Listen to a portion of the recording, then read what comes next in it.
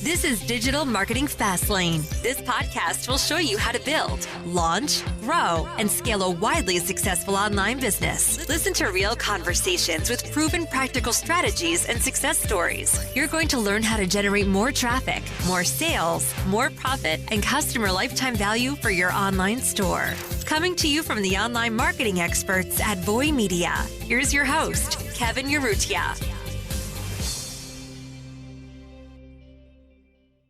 Hey everyone, welcome to today's episode. I'm here with Christopher Albert from Warrior Soul. Hey Chris, how are you today? Doing well. How are you doing today, Kevin? I'm doing well. It's perfect. Yeah, it's a great day today here. So can you tell us a little bit about yourself and a little bit about your background? Yeah, I've kind of been all over the place. I grew up in Connecticut and I ended up joining the Marine Corps Reserve when I was 19 years old. And I was going to school at the University of Connecticut at the time. And after I graduated, 9/11 happened and got activated, got deployed. And I loved being on deployment. I loved getting deployed, served in Iraq in 2003. Didn't have that rough of a time.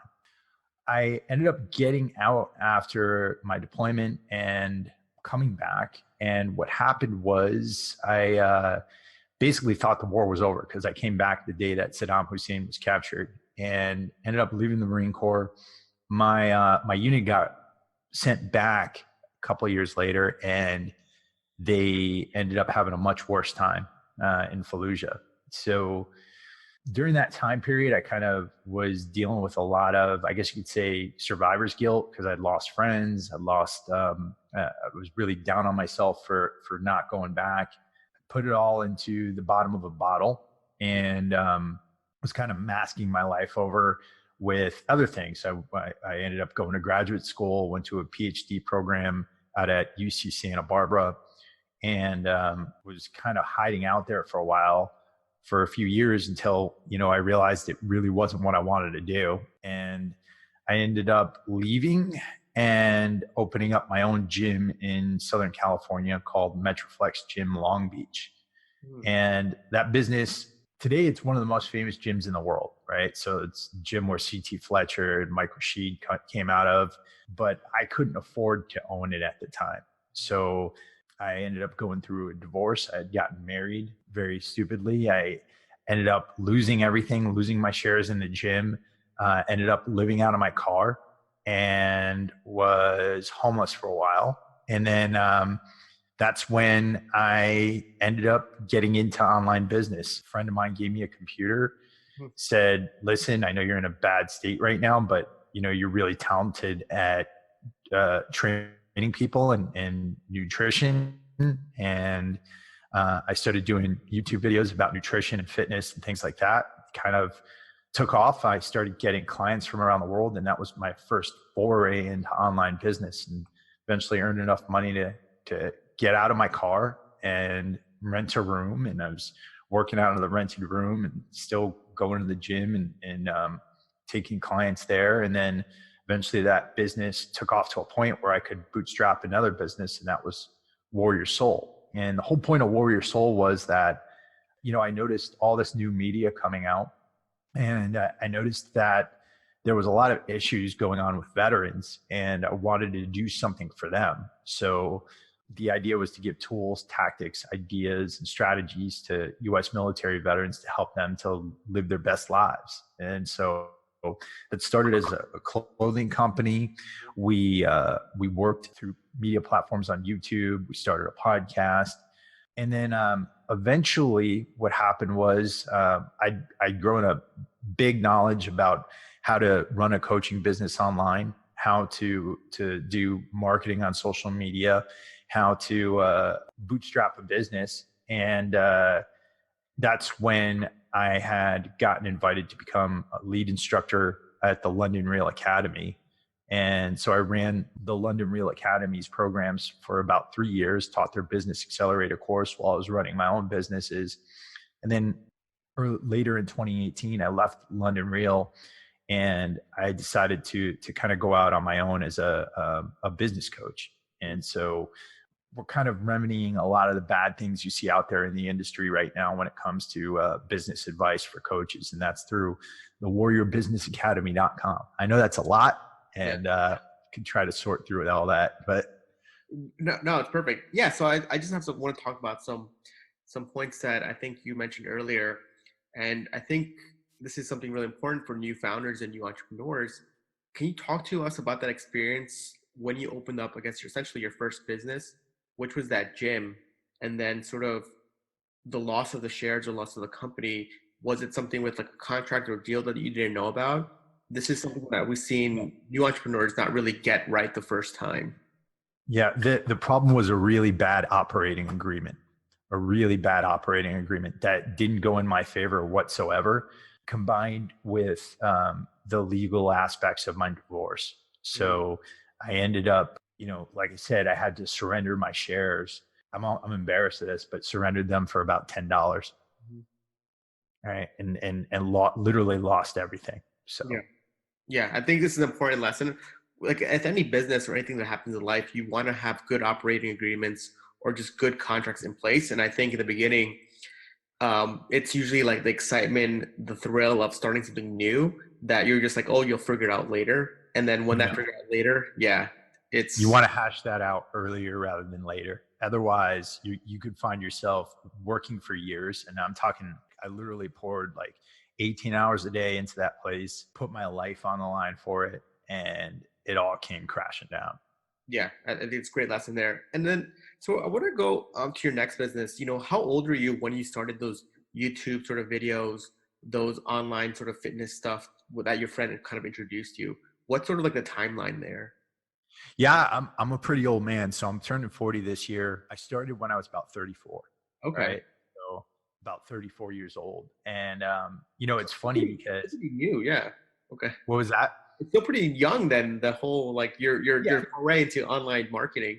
Yeah, it was interesting because, I was born in 1979 and when I was in high school, the internet was just kind of becoming a thing. But when I was in the Marine Corps and getting deployed and then going to grad school and all that stuff like that, I wasn't into like the whole Facebook thing or the whole social media thing. And I kind of saw it as, it was this new trend. And then when I had opened up the gym, I was so focused on brick and mortar, and I noticed a lot of the personalities who were coming in the gym and utilizing social media. And I had this like hardcore attitude at the time. I'm like, look at these people with their Instagram and posting these pictures and things like that. It's so garbage, blah. I didn't realize the value of it at the time. But it was also kind of a sweet spot because at that time, there were no algorithms, right? There was no Facebook restriction of your feed or anything like that. And so I could post a YouTube video and it would go forever. Like people would share it. It would go around the world, all these different things. And it was awesome back then. And then I remember when they kind of turned the faucet off, and it was a big scramble to try to learn about Facebook marketing very quickly, right? Exactly. I think there, like with lessons for other entrepreneurs, is when you see a platform that's really taking off and is hot, you have to use it to the advantage that you have now, because they're just gonna do exactly what they did with Facebook and Instagram, where they just switch up the algorithm to favor them. And I'm not sure if you saw it, Chris, but like 2 days ago, Instagram just introduced like checkout on Instagram. So now, like as an e-commerce store, such as your Warrior Soul Apparel, Instagram is now not even allowing like businesses to even just leave the platform. They want to experience the whole checkout and buying process on the platform. So right, it's one of those things where the platforms just get so more powerful because guys like us and yourself, business owners, are just feeding them so much data that they just like, hey, like just give us all the data and then we'll do everything for you. And then it sucks. It's good consumers, but it's bad for like business owners. Yeah, it's literally like you're tapped into the matrix, right? I mean, what we are is essentially fueling this massive matrix that is becoming more and more powerful all the time. And I have to live in a place of gratitude with it, because without any of those platforms, I would not be here. right? You wouldn't be talking to me. I wouldn't have a business. I'd probably be a landscaper right now, right? Which is nothing wrong with landscaping. I was a landscaper for a while when I was down and out, and it was a great job. I got a lot of sun, but it's also really hard work, right? But I have to come from a place of gratitude for those platforms. But there is part of me that wishes Elon Musk would buy the whole thing and turn it off. So, Yeah. I mean, Yeah, exactly. It's one of those things that it's a necessary evil. Yeah. So I mean, love social media, love social media marketing, and it's one of those things that you have to be thankful for it because, like kind of what you just said, that's where my job is. Our job is just Facebook marketing. Um, right. Perfect. Okay. Can you talk a little bit about, your apparel company, sort of how that started, how did that sort of come into your business and, how did you essentially first start growing and then was that sort of through the growth of your YouTube where you put links on YouTube, say, hey, check out my gear, check out my clothing, stuff like that? It was a lot of trial and error, right? Because at first, I just thought I was going to put t-shirts out there and everything was going to be all right. Right. And I wanted them to be veteran oriented t-shirts and have this whole message of growth. And because for those of you who don't know out there, there's a really high suicide rate in the veteran community. And I knew that I couldn't open this up as a not-for-profit. There were just too many veteran not-for-profits out there. And I honestly wanted to show other veterans that entrepreneurship is something that they could do too. So I had a good friend from my days at UC Santa Barbara who had run a t-shirt company. And what we did was we created an in-house print on demand system where orders would come in, he'd print them out, and then there'd be a royalty coming back to Warrior Soul, right? Mm-hmm. With the marketing aspect of it though, even just focusing on veterans was too broad. So we had to go even more niche. And what I noticed out there was that there were companies that were centered around U.S. Army veterans. So like Grunt Style was a very popular company. Ranger Up is another very popular company. So we took the market in Marine Corps t-shirts and actually focusing on Marine culture and things like that. We had a t-shirt dedicated to General Mattis, who eventually became Secretary of Defense Mattis. That did extremely well. We had a Bellow Wood t-shirt that did really well. And so it was these specific t-shirts that spoke to a specific culture that really did well out there and that stood out on social media. And so the lesson there is that in this world, the way the business environment is now, you have to have a niche. You have to have a niche. If you don't have a niche, you're going to blend into the background like everybody else. Yeah. And even exactly kind of what you said, the veteran, that's a niche, but then there's be a niche inside that niche just right. Because it's niche. I think the common conception that people think is that a niche is small, but there's huge niches for big things like, knitting is a niche, but then there's just like certain types of knitters in that niche. Yeah. And the thing is, there's always an audience for it. A lot of people are afraid to go too narrow, but you take people who like knitting cat sweatshirts, right? There's probably at least, 300, 400,000 people out there that like to do that. And you can make that into a market and you'll do really well if you do. Yeah, exactly. And it's like, and then one thing too, with people sometimes get caught up is, I want to become a bigger company, but that happens as time goes on. And then you can expand from that niche because you've learned the processes, you've learned the marketing. It's kind of like your business, Chris, where you did the apparel and now you're branching out and right. learn the skills. Yep. Yeah, and sorry for interrupting, but like you also have to remember that Facebook operates on a bid system, right? And so you have to choose who you're going to bid against as your competitors. And if you're bidding against Target, right, then they're going to outbid you every time, right? Outbid you, outspend you, do everything they can to keep you from getting represented on that feed. So. Yep, exactly. Especially what you said before, where it's like you need to spend money on marketing, and these big companies are just spend tons of money. Right.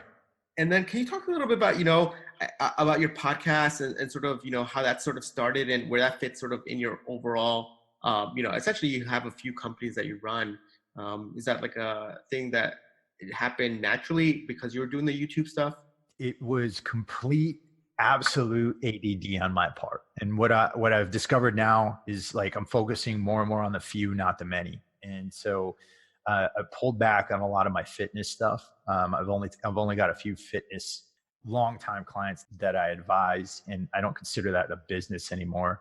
The podcast is a continued passion of mine. And it's just because I really think that it's our obligation in this time period to put good ideas out there into the world and to help the communities that we care about. And so the podcast is focused on delivering tools, tactics, ideas, and strategies to help veterans to excel in life, right? Everything from business to relationships to social skills to anything you can think of. And we've had on experts, Gary Taubes, we've had on Ryan Mickler from Order of Man. We've had on a lot of really great guests. Ronald Reagan's son, Michael Reagan. We've had on Adam Kokesh, who's running for president for the Libertarian Party. We've had on a whole host of different types of people. It's been an interesting ride with the podcast. I really enjoy doing it. Money-wise, podcasting is not the best way to go, right? No. It does not make money, right? I do have a sponsorship, but it helps to pay for the stuff as far as running a podcast. So that is not how Warrior Soul makes money. That's not how I make money. And if you're thinking about becoming rich, don't start a podcast because it's a lot of work. Yeah, no, podcasts don't make a ton of money. But yeah, like you said, you got to sort of help out people. And I'm assuming a lot of other probably veterans have reached out to you throughout your podcast, just emailing you, or even kind of, I think you just want to spread your message out about helping other veterans, because I think I saw that you also, really support the end of veteran suicide. And that's something that you really deeply care about. It's not even that. Early on, we said, this is not about ending veteran suicide. It's about getting all veterans to truly live, right? Mm-hmm. That's the message there. If we really want to end veteran suicide, it has to stop being, okay, the 22 veterans a day committing suicide, and it needs to be the hundreds of veterans out there who are accelerating their lives and having an impact on this country. And I think that's where we need to be. Yeah, perfect. And I think there's something here interesting. I think that I think the overall thing for this is, someone like yourself, like you were in the military and then you kind of now completely branched into this sort of online digital marketing world. And I think there's a message there for other people that says, after you do your duty of service, there is so much more out there that you can learn. Yeah. And I think that's such a good message for other people. It's like, and that's why I was asking about your timeline. I was like, at 34, you started it. But people think that once you're like 23, 24, like I have nothing to do anymore. Like my life is over. But it's sort of this state of learning and getting better that I think is the real lesson here. It's like, you want to get better, you want to learn more, and you can, even if you don't know it, like kind of what you said, you'll figure it out eventually. Well, this is going to be a controversial statement, but here's the thing. Don't be in a rush to grow up and get old and sit on your ass, right? And I don't know if I could say ass, but I said ass. Don't be in a rush to grow up, get out there, travel, be a bum for a while, right? Go see the world. Live out of your car, go see the national parks, maybe go out there and allow yourself to be cold, hungry, wet, and tired for a while, right? And that'll give you some perspective on life. It'll also allow you to meet some really interesting and cool people. Mm-hmm. Do hard things, join the Marine Corps, join the military, get out of the military and try to start a business. But don't be so quick to, and if you truly want to live this life, you got to be able to live with a certain level of discomfort, because it's not all flowers and roses on the entrepreneurial sphere of things. We make good money here, but I work, 16, 18 hours a day. I'm constantly moving. I'm constantly on the go. And I don't feel like I've ever grown up, I guess you could say. So, yeah. No, exactly. Yeah, same. Like when you're constantly learning and experiencing new things, you don't ever feel like you're growing up. Like even for me, like I'm a few years younger than you, I think 10 years younger than you. I always feel like there's so much to learn and do things, because that keeps me alive and exciting. And then I don't know, I just love that constant state of learning and exploring and trying new things. And yeah, absolutely, man. Okay, perfect. And then sort of like for a business like yours, you have a few things that you're working on. What does your team look like from like when you first started to like what it is now? One of the big mistakes I made early on was that I had this idea that it was always going to be me as a solopreneur, and it was going to be me against the world. And that's something I have to really fight against. because I want to do everything. Now, with Warrior Business, I have a business partner named Virginia. She is a former attorney who's a very capable person who lives out in the Cayman Islands. She helps me with my coaching business, and she's my partner in the coaching business. And so she's doing a lot of the back end stuff and the front end stuff too. And we split all of these things, but she's constantly got to be like, all right, give me more to do. Give me more to do. Because I'm the kind of guy who's like, all right, I'm going to jump on this. I'm just going to get this done. But the reality is, like, you need to try to split your work up. You need to find people. You need to get virtual assistants so that you can get that stuff out there. So while me and Virginia are focusing on the big stuff, we have to start thinking about who we're going to get to run our schedules and to help us with our editing. Right now, I'm at a point with my podcast where I really need to take a lot of the show notes and things like that and hire somebody to do those. So I'm really bad at distributing my work, but it's something I'm working on, and it's something I realize that I need to start doing. So yeah, I think it's in the beginning. I've heard it from a lot of entrepreneurs, and a good book I think that I read about this. I'm not sure if you read it, Chris. It was E-Myth. Have you heard of that book? E-Myth? E-Myth? No, I haven't read that one. It talks about a little bit like this, where a lot of entrepreneurs, kind of what you just described, is they want to just take on everything, but to really focus on the business, to really grow it, you need to hire these people in place that are going to do these tasks for you after you set up a system or process. That way you can focus on the big picture stuff and continue to grow the business. It's about building systems. You've got to build systems. And that's one of the things we focus on with Warrior Business too, is we try to teach coaches and consultants how to back off of a lot of that stuff and to start turning their business into a client generating machine. Yep, exactly. Okay, Chris. And then the last question I have for you is, are you looking to hire anybody for any positions for your company that maybe someone in the audience can help you out with? Yeah, I'm looking for a few different things. We're looking for a social media manager right now. We're looking for a copywriter. We're looking for capable instructors.